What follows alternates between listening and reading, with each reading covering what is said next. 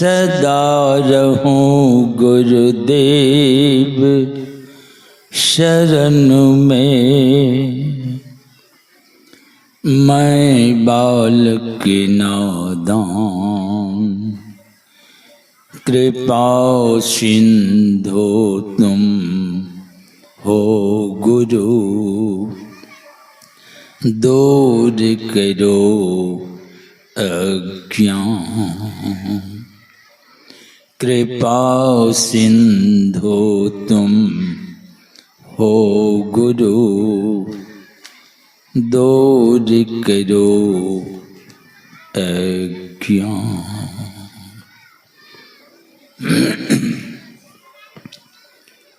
सद्गुण संपन्न समस्त महात्मा गण को सत सत नमन है। नमन है सद्गुणों के प्यारे सज्जनों को। माताओं और बहनों को भी हार्दिक नमन है।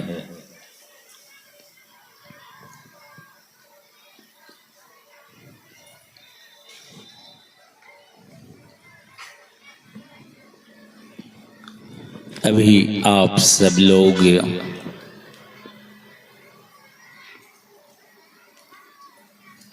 संतों की संगति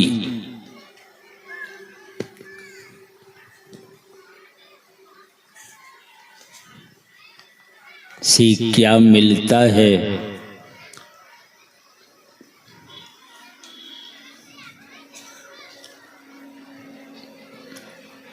इसकी महिमा कितनी है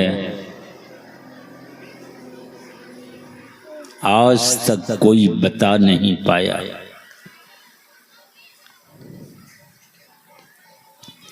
संत सद्गुरु की महिमा अनंत है और छोर नहीं है। अनंत किया उपकार बीच में नहीं छोड़ देते हैं वे।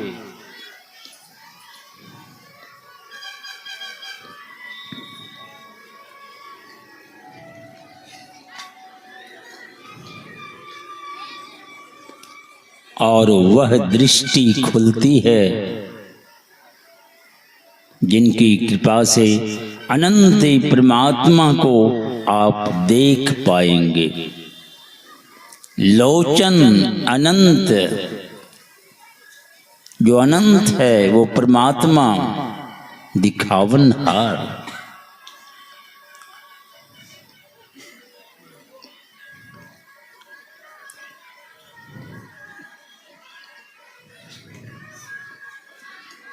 इसीलिए हमारे गुरु महाराज कहते हैं,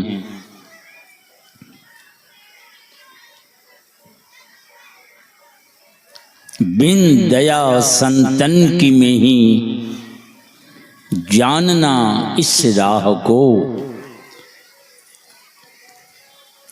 हुआ नहीं होता नहीं वो होनहारा है नहीं, होने ही वाला नहीं है।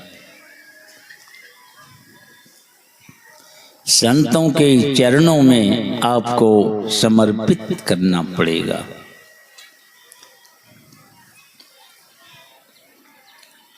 पर संत बनते कैसे हैं?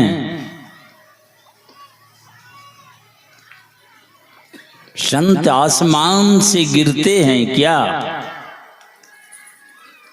कि धरती फोड़ के निकलते हैं?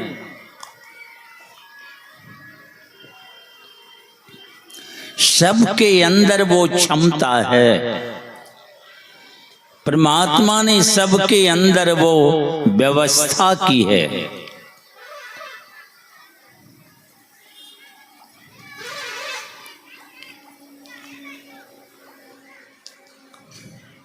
और आप संत बन सकते हैं।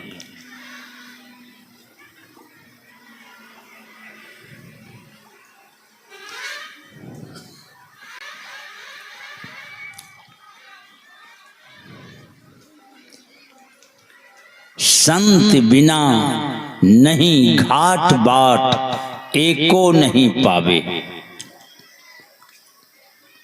हमारी तुलसी साहब कहती हैं कि संत के बिना उस घाट का पता कोई नहीं पा सकता है, जिसमें डुबकी लगाने से जन्मों जन्मों का कलमश धुल जाता है।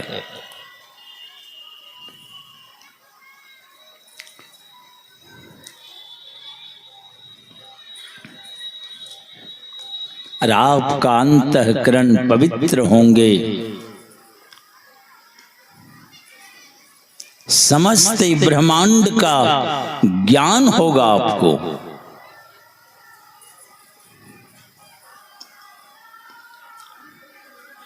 ऐसे संत बनते कैसे हैं?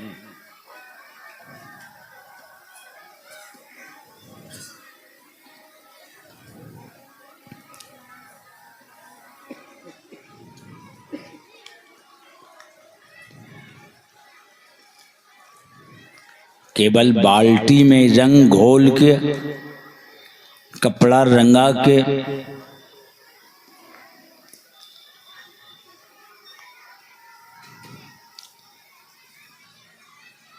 पहन लेने से, कंठी माला तिलक लगाने से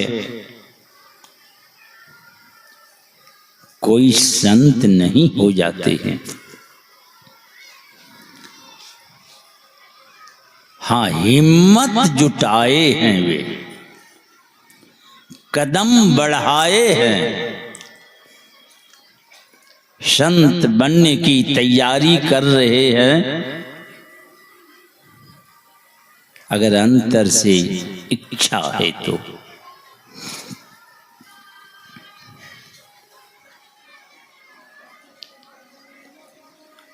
हमारे वेदांत के ऋषि कहते हैं, भिद्यते हृदय ग्रंथि छिद्यन्ते सर्व संशया क्षीयन्ते चास्य कर्माणि तस्मिन् दृष्टे परावरे। इस वेदांत वाक को सरल सरल ढंग से समझने का प्रयास करें। जैसे हम सब लोग यहाँ हड्डी मांस का शरीर लेकर बैठे हुए हैं, यह आपका स्थूल शरीर कहलाता है। इस स्थूल शरीर के अंदर सूक्ष्म शरीर होता है, उसके बाद एक कारण शरीर होता है, फिर महाकारण शरीर होता है। ये स्थूल, सूक्ष्म, कारण, महाकारण, ये चारों जड़ शरीर कहलाता है। इस जड़ शरीर के अंदर एक चेतन शरीर घुसा हुआ है। यही चारों जड़ और एक चेतन शरीर को जिन्होंने अलग कर दिया, यह काम मरने के बाद नहीं होता है। चिता पे चढ़ के राख हो जाने के बाद नहीं होता है, ना कब्रिस्तान में 10-20 मन मट्टी को लेकर पड़े रहने से भी नहीं होता। यह काम भाड़ा पर भी नहीं चलता है। किसी पंडित आचार्य को लगा दिए हैं और आप खेत और खलियान कुट्टी कुटियाने चले गए, यही भाड़ा पर लगाने से भी ये काम नहीं होता। यह काम स्वयं आपको मरने के पहले जीते जी करना पड़ेगा। यही चारों जड़ शरीर और एक चेतन शरीर को अलग करना पड़ेगा। तो कैसे अलग करेंगे? किसी आदमी को खड़ा कर दो, बीचे बीच आरा लेकर के 2 भाग में बांट दो, हो गया अलग। ये तो हड्डी मांस वाला शरीर दो भाग में बट जाएगा, मगर सूक्ष्म, उससे भी बारीक सूक्ष्म कारण उससे भी बारीक है, महाकारण, वे आपके आरा से नहीं कटने वाला है।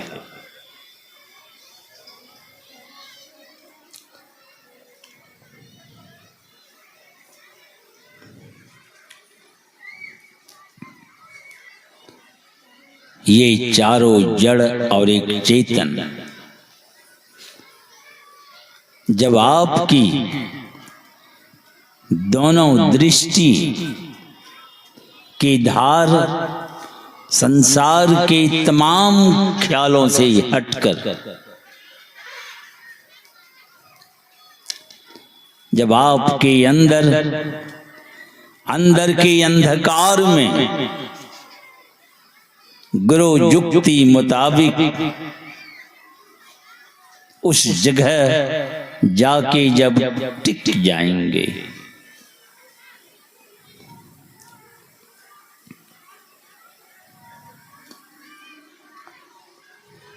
हमारे गुरु महाराज तो कहते हैं खुशामद नहीं करना पड़ता है, आप ही वह बिंदु झलके पट गिरा निर्खत रहो, अपने आप चमचमाता हुआ प्रकाशमय बिंदु प्रकट होता है।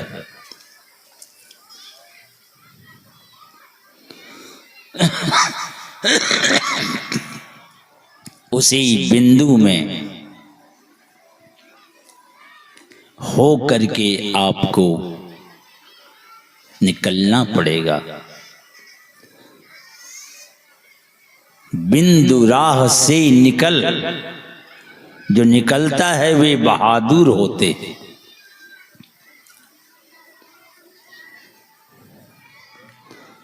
वे बहादुर होते हैं। सारे सामने के जितने पर्दे हैं सब हट जाते हैं। इसलिए हमारे संत कबीर साहब कहते हैं बांका पर्दा खोल के, ये बांका जिला है, बड़ा मजबूत पर्दा है ये बांका जिला में सत्संग की जो व्यवस्था है वही बांका पर्दा को खोलने के लिए। खोलेगा कौन? सन्मुख ले, जो सन्मुख देख सकता है, जो सारे इंद्रियों, जैसे आप गो चराने जाते हैं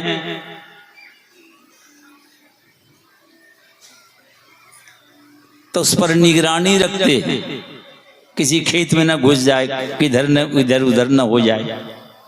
धोरई तो वही न होता है, ऐ धोरैया।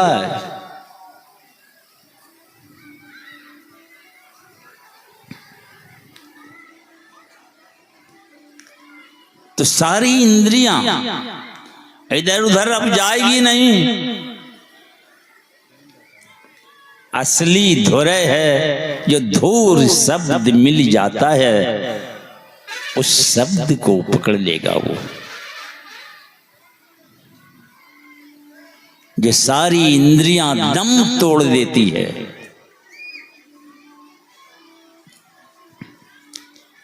नहीं तो ये इंद्रियां बड़ी बलवती है।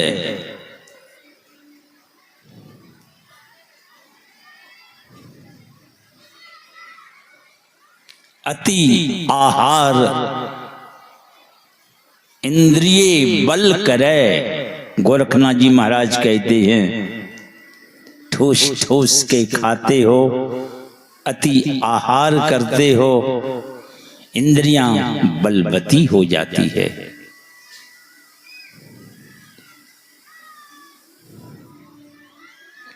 नासय ज्ञान, आपका ज्ञान नष्ट कर देगा ये।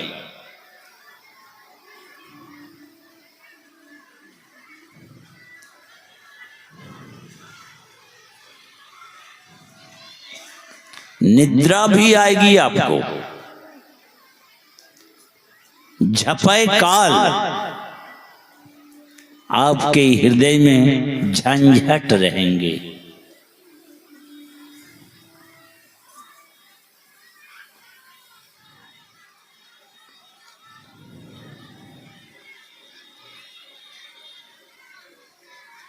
तो ये सारी इंद्रियों के घाट में चेतन की धारा जब सिमट कर केंद्रित हो जाती है, अगर इस तरह नित्य आप करते हैं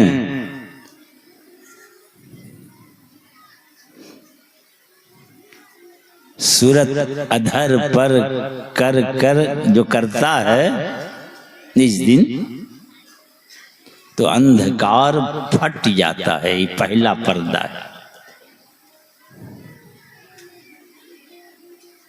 हमारे गुरु महाराज कहते हैं कि अंधकार फटेगा, निस दिन सूरत अधर अंतराकाश में, अंदर देखते हैं आप अंधकार ही अंधकार। ये अंधकार फटेगा, हटेगा, ये प्रकाश का पर्दा आएगा।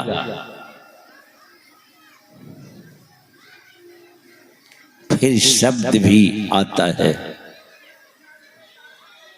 ये तीनों पर्दा जब आपके सामने से हट जाएगा,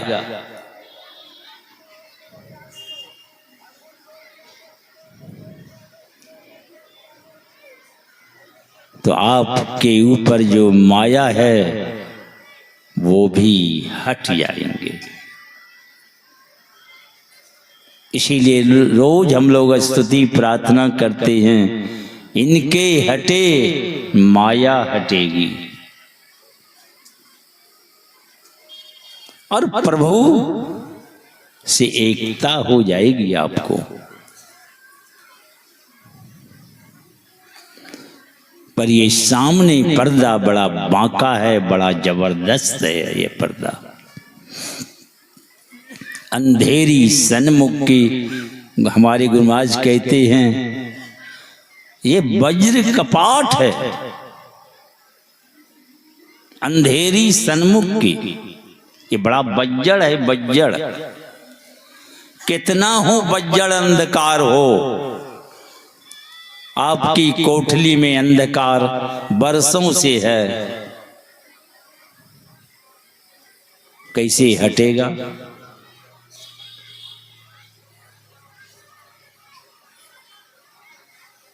उस अंधकार को निकालने के लिए लाज, जूता, घूसा चलाने से नहीं हटने वाला है।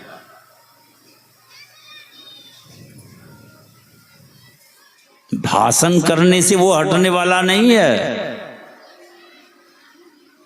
तब कैसे हटेंगे? बत्ती जलाइए, क्षण में अंधकार कहां चला जाएगा। बत्ती जलते अंधकार फरार हो जाएगा। अगर उस अंधकार को बुलाना है तो निमंत्रण कार्ड भेजना पड़ेगा। अरे बत्ती बुझा दो, अपने आ जाएगा। बत्ती जला दो, अपने भाग जाएगा। देखिए,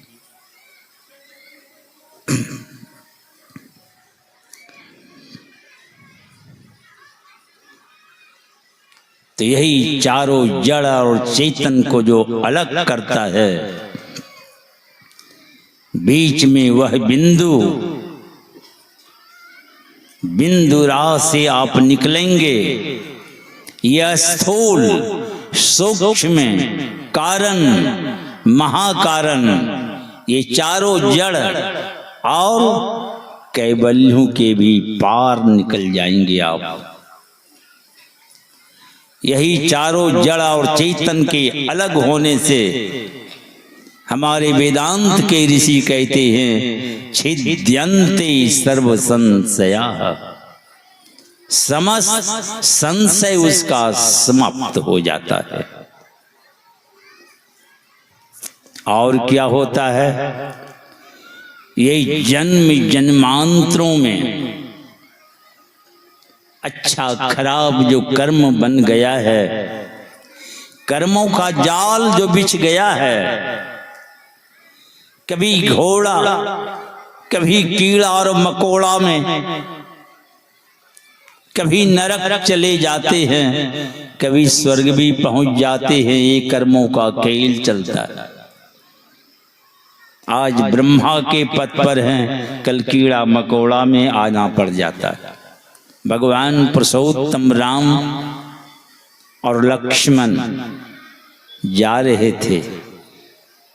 भगवान पुरुषोत्तम राम मुस्कुराने लगे। लक्ष्मण की दृष्टि गई मुखार बिंद पर कि भगवान मुस्कुरा रहे हैं। कहते हैं भगवान यहाँ कोई है ही नहीं और आप मुस्कुरा रहे हैं। कहा करे यूं हंसी आती है, कहना कोई बात जरूर है, यहाँ कोई है ही नहीं इर्द गिर्द। तो कहा एक कुत्ता देखते हो? सामने था एक कुत्ता। तो कहा कुत्ता को देखने से हंसी आती है? तो भगवान कहते हैं कि इसको खांसी जो हुई ना, तो कहे खांसी होने से कोई हंसता है? कोई आदमी ऐसे भी हाँ स्लिप कर जाए, फिसल जाए, गिर जाए, ये सब खिलखिला के हंस देता है। सामने जो गिर जाए थे, हम लोग बद्रीनाथ गए थे। एक बूढ़ा छड़ी लेकर, और इतनी बारिश हुई और बर्फ पड़ा कि बस गाड़ी सब जो खड़ी थी सबका चक्का बर्फ में डूब गया था। अब चलेगी गाड़ी कैसे? और वहां जो ऐसे ढलान वाला छप्पर जो है, उस पर इतना मोटा मोटा बर्फ का परत जम गया। सूरज उगने पर जब धूप, सूरज की रोशनी जब पड़ने लगी, तो वही बर्फ टूट टूट के कुंटल के वजन में नीचे फट के नीचे सतर के गिर जाता था। वही तो बहुत खतरा है। एक बूढ़ा कह रहा था, देखो बढ़िया से चलो, नहीं तो गिर जाओगे, फिसल जाओगे। वो समझाते हुए जा रहे थे, वो ही इस तरह फिसल गया, 4 चितांग हो गई। तब सब लोग हंसने लगे।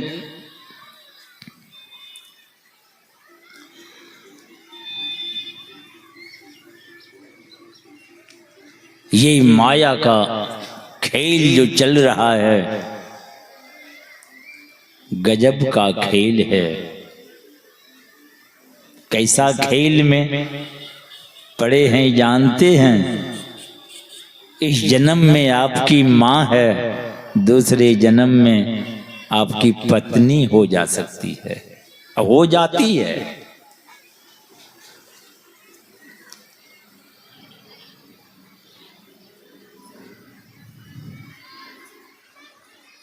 माँ है और आप पति हैं, दूसरे जन्म में बातें उलट जाती है।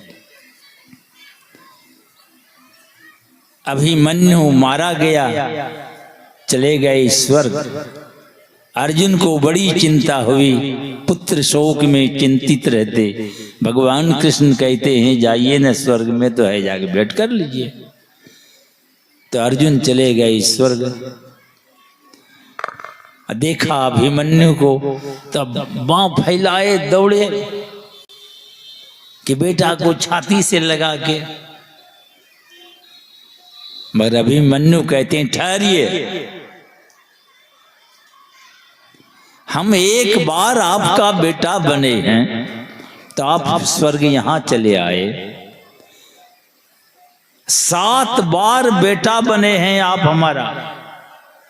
ये बेटा कह रहा है बाप को, हम एक बार बेटा बने।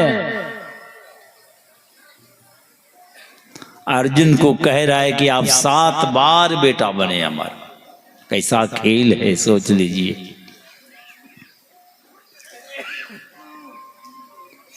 राजा भोज स्नानागार में स्नान कर रहे थे, उनकी पत्नी स्नान करा रही थी। भरी सभा में मंत्रीगण सब के सब खचाखच भीड़ है, प्रतीक्षा में हैं कि राजा आएंगे।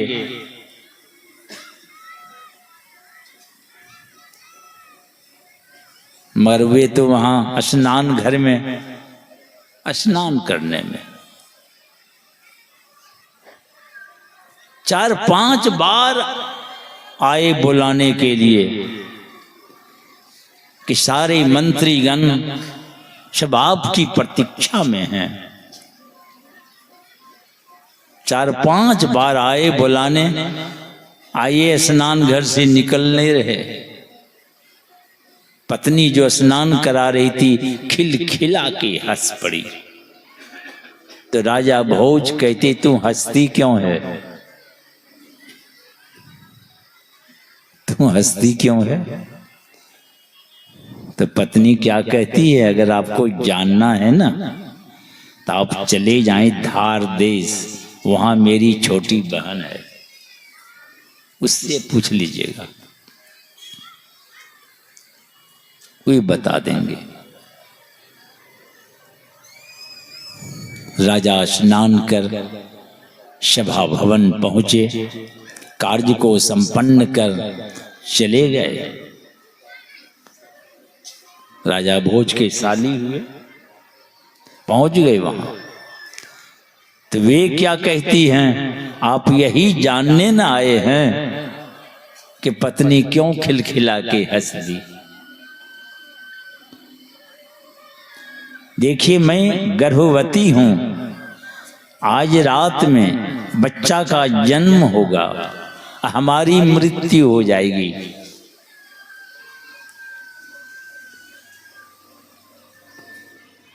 हमारी मृत्यु हो जाएगी। यही बच्चा जब सयाना होगा, शादी लगेगी, आपको भी निमंत्रण जाएगा। बच्चा सयाना होगा तो 20-25 साल की बात है, तब ने निमंत्रण कार्ड जाएंगे। अभी तो गर्भ में है, बात हो रही है कि रात्रि में बच्चा का जन्म होगा, हमारी मृत्यु हो जाएगी, और अमुक जगह फिर हमारा जन्म होगा।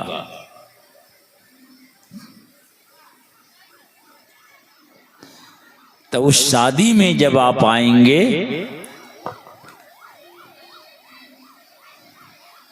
तब आपको बताया जाएगा। बच्चा का जन्म हुआ और राजा भोज की पत्नी की बहन की मृत्यु हो गई। जब वह लड़का सयाना हुआ, निमंत्रण कार्ड पहुंचे, तो राजा भोज तब तक वृद्ध हो गए थे। पहुंचे वहां,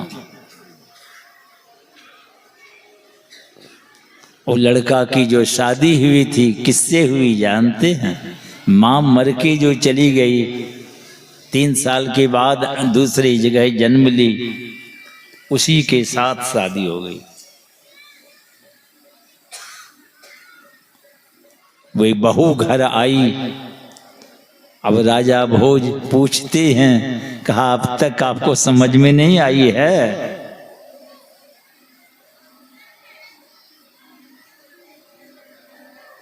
कैसा खेल चल रहा है।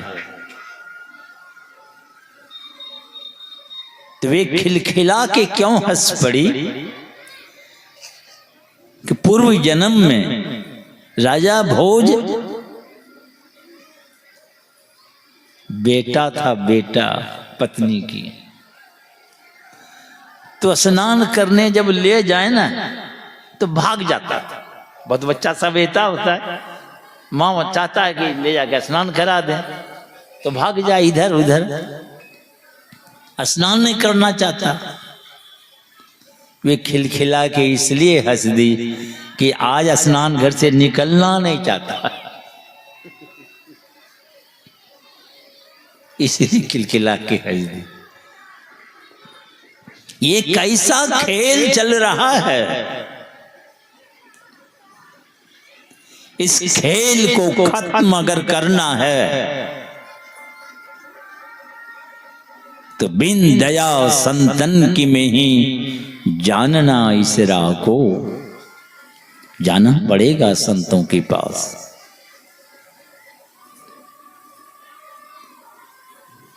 वो संत कैसे होते हैं? चारों जड़ शरीर और एक चेतन शरीर जब अलग होता है, समस्त संशय समाप्त होता है और सारे जन्म जन्मांतरों का जो भी अच्छा खराब कर्म बन गया है, जिस कर्म बंधन के चलते कभी कीड़ा, कभी मकोड़ा, कभी घोड़ा, कभी कुत्ता, कभी नरक, कभी स्वर्ग में चक्कर काट रहे हैं, यही 84 की गली में चक्कर लगा रहे हैं। ये समस्त कर्म बंधन ही चरमरा के झड़ जाता है और वह जड़ और चेतन प्रकृति के पार चल अनंत पार परमात्मा का साक्षात्कार कर लेते हैं, अनंत परमात्मा का दर्शन कर लेते हैं। जो गोस्वामी जी कहते हैं, प्रकृति पार प्रभु सब उर्वासी, ये जड़ और चेतन प्रकृति के पार वो परमात्मा जो सबके उर में, सबके हृदय में निवास करते हैं, उसका साक्षात्कार हो जाता है। तो जिन्होंने चारों जड़ और एक चेतन को अलग कर, संशयों को समाप्त कर बंधनों को तोड़कर प्रकृति के पार चलकर अनंत पार परमात्मा का जिन्होंने साक्षात्कार कर लिया है, ऐसे महापुरुष को ही संत कहते हैं।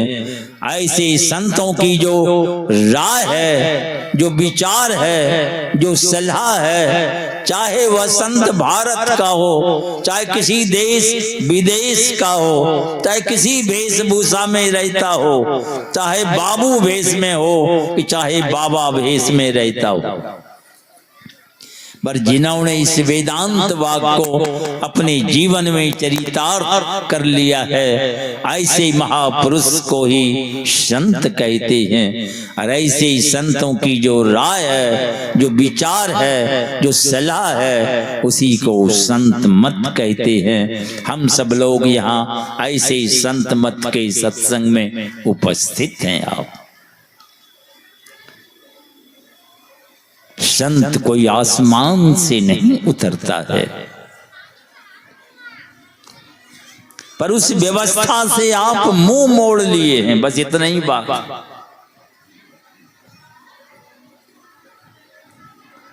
संसार के तरफ टुकुर टुकुर ताक रहे हैं, उधर ही आशा लगाए हैं यही सब होगा तो मेरा कल्याण हो जाएगा। आज तक किसी का कल्याण नहीं हुआ है। तो आपके अंदर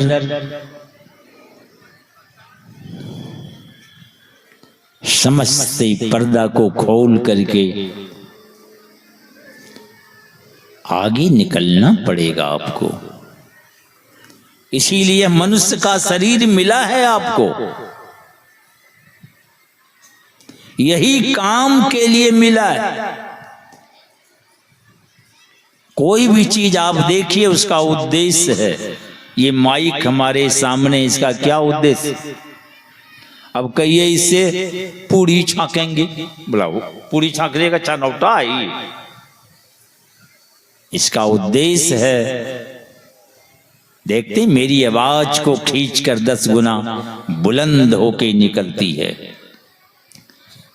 इसलिए माइक बनाने का उद्देश्य यही है कि जो उसके सामने जब बोलेंगे तो आवाज बुलंद होके निकलेगी।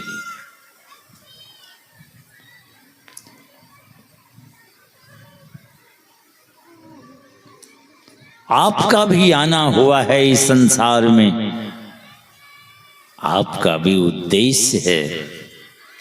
एक आदमी क्या कहने लगा, ये बकरी मुर्गा खस्सी जितना है ना, ये सब खाने के लिए बनाया भगवान। कहले भाजी वाह, खाने के लिए बनाया है। और उसके जेब में था फाउंटेन पेन। वही फाउंटेन पेन कागी किस लिए बनाया बताओ? कहीं तो लिखने के लिए बनाया। बोले ना, ये पेट में घुसड़ने के लिए बनाया है। भाई कैसे बोलते? कहले नहीं, विश्वास है तो मारते हैं, पेट में घुसता है कि नहीं घुसता है? छुरा का काम करेगा कि नहीं करेगा? बना तो है लिखने के लिए। हमारे मोहल्ला में एक बनिया भागलपुर तिलका मांझी में हटिया है, बहुत दिनों की बात है। तो बेच करके घर आता था तो पैसा दो पास में, 2-4 नौजवान। अब मार्ग था कब्रिस्तान होते हुए, तो 2-4 छिप के रहा कि उधर से अब शाम को लौटेगा, वो पैसा छीन लेंगे। जब वो आया कब्रिस्तान पहुंचा, वो चारों जो है निकला तो वो समझ गया ये तो छीन लेगा हमको। और उसके पास था बम्मा। बम्मा समझते हैं? बोरा में अनाज है, अब वो कैसा है अनाज, तो बम्मा मार के नमूना दिखलाते नहीं। तो उनके पास में वही बम्मा था। मारा ये को बम्मा ना पेट में, सब नमूना निकल गया उसका। जान लेके भागा चारों।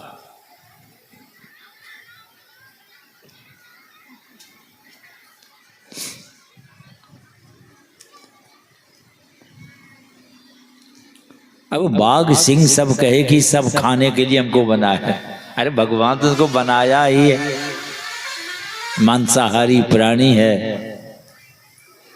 देखेगा तो खा ही जाएगा। किसी उसको पूरी खीर दीजिएगा तो खाएगा वो क्या? घास खाने वाला प्राणी है, वो घास खाता है। ये मनुष्य ये शाकाहारी है प्राणी।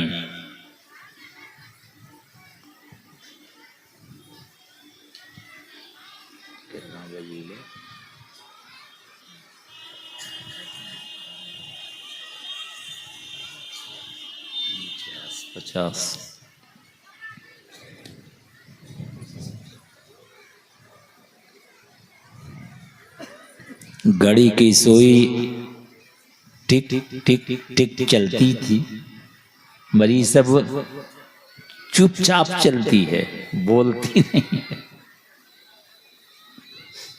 और वो जो टिक टिक चलती है कहता है ठीक ठीक। आप भी अपनी दृष्टि रूपी सुई को संसार के तमाम मीटरों से हटा के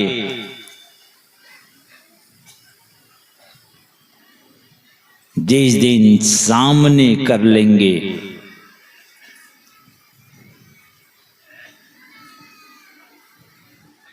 आप भी ठीक हो जाएंगे। नहीं तो रेडियो बजाए है ना, सुई को घुमाते घुमाते BBC लंदन मीटर पर खड़ी करना चाहते हैं, तो जरा सा वो सुई अगल बगल रहने से क्या होता है, एक तो वहां की आवाज नहीं सुन पाएंगे, और चो चो चो कचबच कचबच कचबच कचबच करता है। नहीं, एकदम मीटर पर खड़ी जब हो जाएगी तो वहां की आवाज आएगी, आपको आप सुनेंगे। तो आपकी भी सूरत तमाम से हटकर ठीक ठीक अगर आप कर सकें, नहीं तो अगल बगल कच कच कच कच कच कच चो चो एक कचबच में पड़े रहेंगे आप। ये कचहरी जो बना है ना, जिला में भी कचहरी है, ग्राम पंचायत में कचहरी है, पटना में भी हाई कोर्ट कचहरी है, सुप्रीम कोर्ट कचहरी है, वर्ल्ड स्तर पर यूनो कचहरी है। ये कच को दूर करने, मगर आप जन्मों जन्मों से जो इस कच में फंसे हुए हैं, ये किस कचहरी में जाना पड़ेगा आपको? यही कचहरी है, दो नयन बीचों बीच। ये छठी चक्र में जब आपकी सूरत तमाम मीटरों से हटकर जब वहां जाके टिक जाएगी, जन्मों जन्मों का कच कच जितने भी फाइल है सब रिजेक्ट हो जाएगा आपका।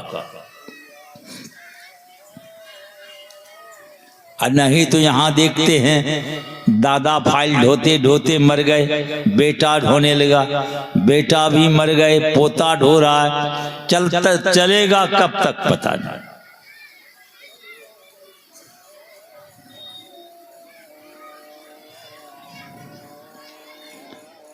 मगर आपके दो नयन बीचों में वो कचहरी है जो जन्मों जन्मों का कच कच सब रिजेक्ट हो जाएगा, फाइलें खत्म हो जाएगा।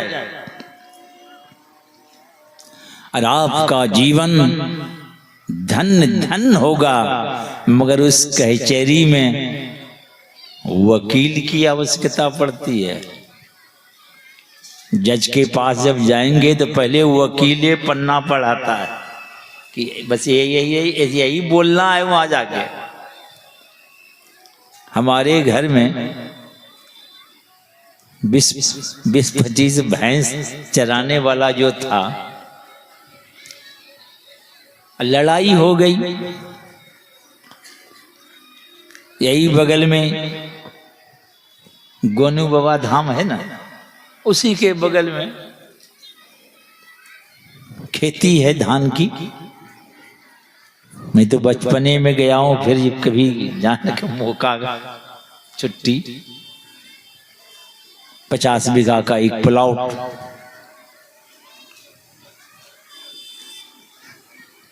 तो खेत में घुसा दिया। एक मुसलमान था भैंस, और वो जो नौकर था हमारे यहाँ बड़ी ताकतवर, लाठी उठाया, डंगा पीट के बाहर कर दिया मार के।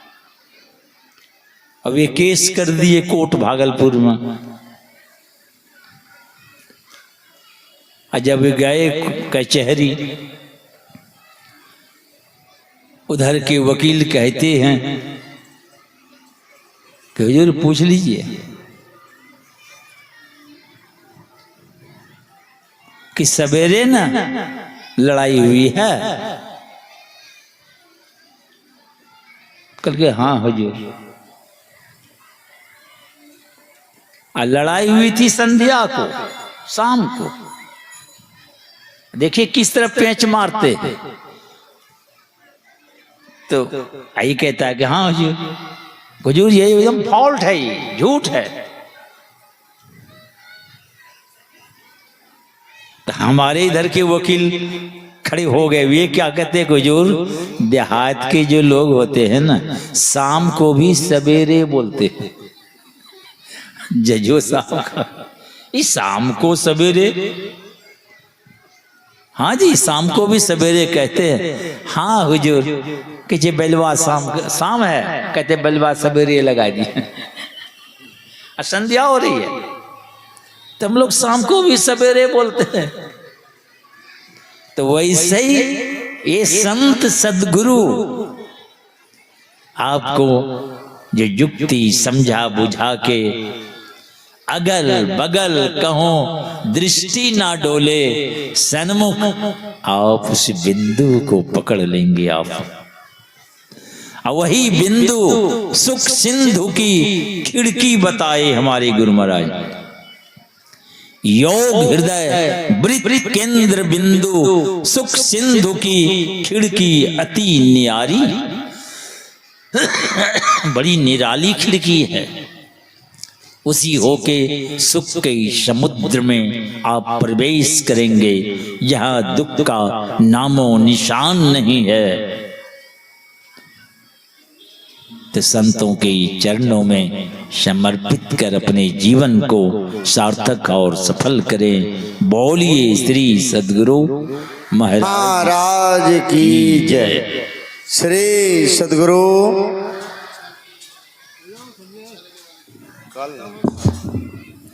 श्री सद्गुरु महाराज की जय। हम लोग पूज्यपाद से जो अमृत वचन को सुने वह वेद ज्ञान है, और उस ज्ञान को तब हासिल करेंगे जब आपके अंदर में ज्योति जगेगी। ज्योति